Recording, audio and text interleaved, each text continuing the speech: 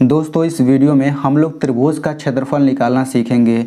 तो हम लोग इस वीडियो में त्रिभुज ABC का क्षेत्रफल निकालना सीखेंगे। और हालांकि हमने पिछली वीडियो में त्रिभुज का क्षेत्रफल निकालने के ऊपर एक वीडियो बनाया है, तो उस वीडियो में हमने ये बताया है कि जब त्रिभुज में आधार की लंबाई दिया रहता है और जब ऊंचाई दिया रहता है तब हम लोग उसका क्षेत्रफल किस सूत्र से निकालते हैं, आधार गुणे ऊंचाई बटा 2 इस सूत्र से निकालते हैं। लेकिन इसमें ऊंचाई तो दिया ही नहीं है, केवल तीनों भुजा की लंबाई दिया है। तो हम लोग इसका क्षेत्रफल निकालने के लिए एक अलग से सूत्र लगाते हैं और उस सूत्र को हम लोग बोलते हैं हीरोन का सूत्र। तो हम लोग इस वीडियो में हीरोन के सूत्र के बारे में डिटेल में चर्चा करेंगे।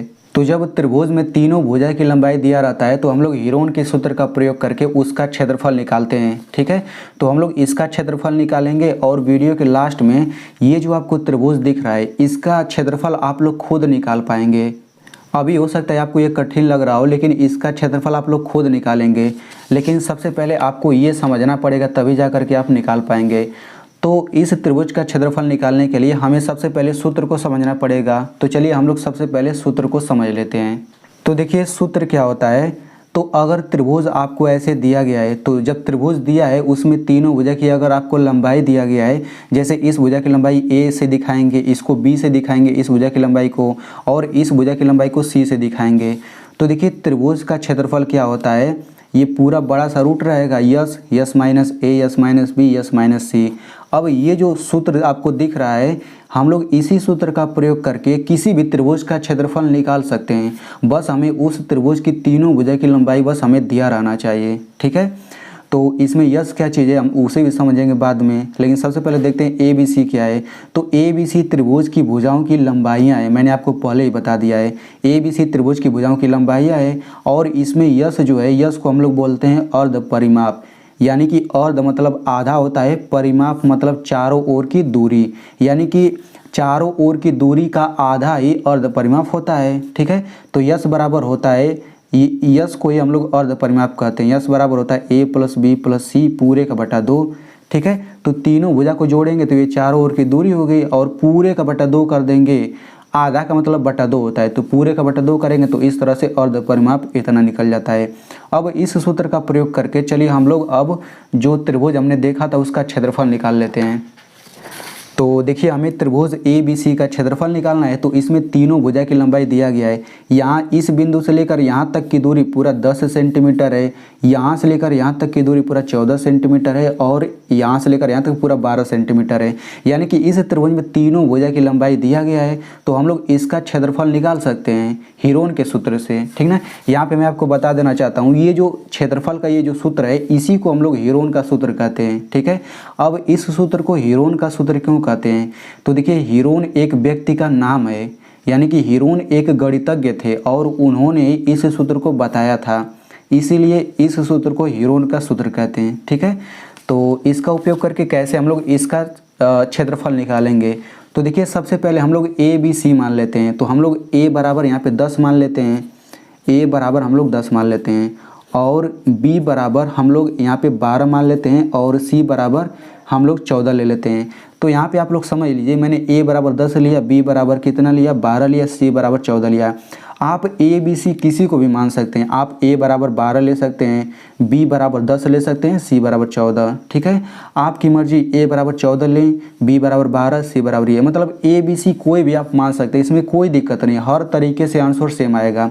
तो मैंने ABC मान लिया। ठीक है, तो ABC हमने पता कर लिया। अब यस का मान निकाल लेते हैं। तो यस का सूत्र क्या होता है, A plus B plus C पूरे का बटा 2, यही तो होता है।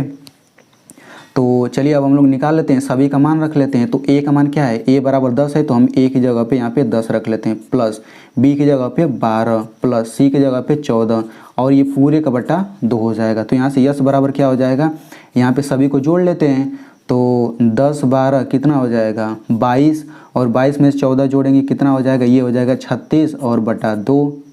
अब यहाँ पे देखिए 36 में 2 से भाग देंगे तो कितना आ जाएगा, तो 36 में जब हम 2 से भाग देते हैं तो 18 दूना 36, 18 बार में कट जाता है। तो इस तरह से यस का मान आ गया, यानी कि अर्ध परिमाप आ गया, A यहाँ पे आ गया, B आ गया, C आ गया। तो अब हम लोग त्रिभुज के क्षेत्रफल का सूत्र लगाते हैं।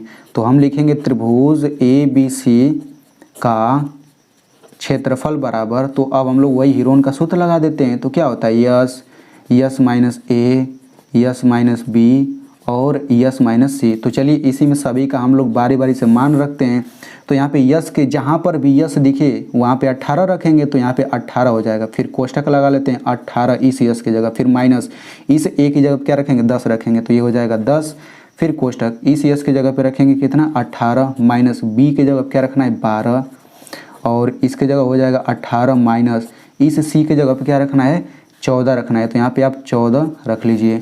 अब इसको हम लोग हल करते हैं तो ये पूरा रूट वैसे ही रहेगा, यहाँ पे हो जाएगा 18, फिर ये कोष्टक 18 में से 10 घटेगा कितना आएगा 8 आ जाएगा, 18 में से 12 घटेगा कितना आ जाएगा 6 आ जाएगा और 18 में से 14 घटेगा ये 4 आ जाएगा। ठीक है, अब इसके बाद क्या करेंगे, देखिए यहाँ पे कोष्टक लगा है ना, तो जब हम कोष्टक हटाएंगे तो ये बीच में गुणा होता जाएगा। ठीक है, यहाँ पर हटाएंगे तो फिर गुणा हो जाएगा, यहाँ पे हटाएंगे तो ये गुणा हो जाएगा।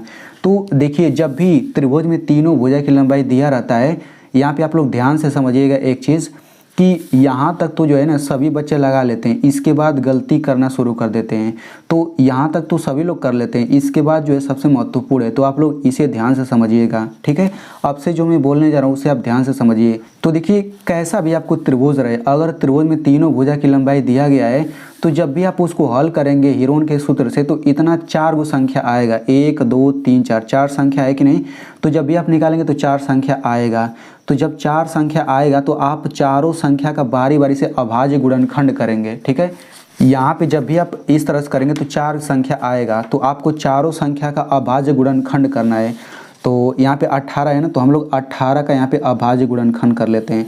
अब ये अभाज्य गुणनखंड क्या होता है, जिसे आप लोग लॉसव लेना कहते हैं ना, उसे ही अभाज्य गुणनखंड कहते हैं। तो यहाँ पे 18 को इस तरह लिख लिया। अब इसको 2 से काटेंगे 2 9 18, 3 से काटेंगे 3 3 9, फिर 3 से कटेगा 3 1 3, यानी कि यहाँ पे देखिए इन सब का गुणा करेंगे 2 3 3, इन सब का गुणा करेंगे तो 18 आ जाएगा। देखिए 2 3 6 6 3 18, यानी कि इस 18 के जगह पे हम इनका गुणा करके लिख सकते हैं, तो ये बराबर हो गया।